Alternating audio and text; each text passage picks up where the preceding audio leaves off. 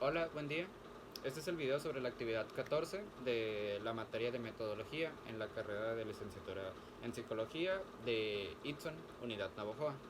Bueno, mi nombre es Ángel Armando Esquer Pacheco y junto con mi compañera Cristiana Alejandra Valerio Robledo les vamos a hablar sobre los instrumentos de medición y vamos a empezar hablando sobre los pasos para la elaboración de un instrumento de medición que sea válido y confiable. Y bueno, para esto se necesitan seguir varios pasos, empezando por la determinación de la variable a la que se desea medir. El segundo paso sería definir la variable y pasaríamos por el tercero, que sería determinar indicadores válidos de la variable. Posterior a esto, vamos a seleccionar una muestra de esos indicadores. Para el quinto paso, vamos a estructurar el instrumento. Y seguido a esto, vamos a finalizar determinando la validez y confiabilidad del instrumento. Bueno, una vez ya dicho los pasos, vamos a hablar un poco más a detalle de estos. Y para determinar la variable que se desea medir, en este caso la medición dependerá de lo que señalan los objetivos educativos y determinados, y se realizará con el procedimiento anteriormente señalado. Para la definición de la variable, en este paso, para definir una variable, es decir, para medir una variable, es realizar una definición operacional de dicha variable. La definición operacional es una definición que determina las operaciones que comprende la medición de una variable. Por ejemplo, la medición operacional sería determinar 10 maneras de usar ladrillos de vidrio como una medida de la creatividad. Bueno, pasando esto, vamos a determinar los indicadores de validez de la variable.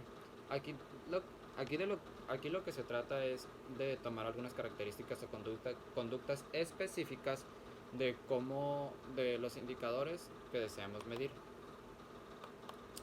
Para el cuarto paso, vamos a seleccionar una muestra de esos indicadores. Como los indicadores de una variable son numerosos y se podrían incluir todos en un test, es necesario realizar un muestreo para seleccionar los indicadores más representativos, los cuales se van a incluir en ese test. Para el quinto paso vamos a hacer la estructuración del instrumento. Al estructurar el instrumento, lo más importante es que se aborde un instructivo que permita que todas las veces que se aplique se hagan en las mismas condiciones, es decir, que se busque estandarizar el procedimiento, vaya. Y para finalizar, como ya mencionamos, vamos a determinar la validez y confiabilidad del instrumento.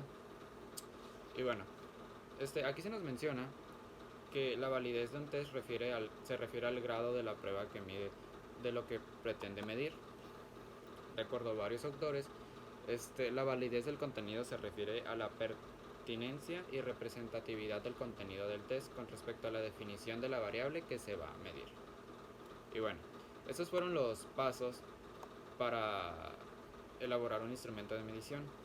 Vamos a pasar posteriormente a hablar sobre el cuestionario en un instrumento de medición. Este instrumento consiste en aplicar en aplicar en un universo definido los individuos a una serie de preguntas o ítems sobre un determinado problema de investigación del que deseamos conocer algo.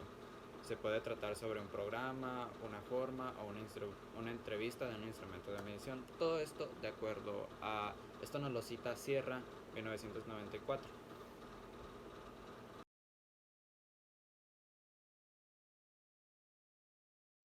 También están las escalas de observación, que es aquí donde se mide la frecuencia con que cada conducta ha sido observada en el empleado.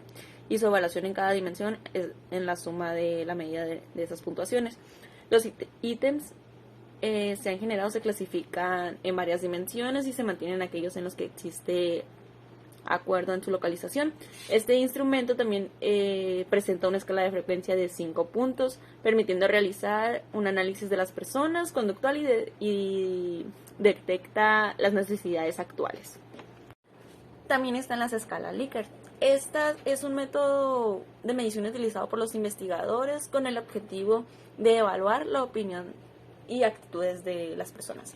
Existen varios tipos de escalas de medición enfocadas en el comportamiento de las personas, pero la escala Likert es una de las más utilizadas. Un ejemplo es cuando te ponen un test y te preguntan cualquier cuestión y te ponen las respuestas de acuerdo, poco de acuerdo, en desacuerdo, etcétera. Entonces ese sería uno de los ejemplos. Y eso es todo. Muchas gracias.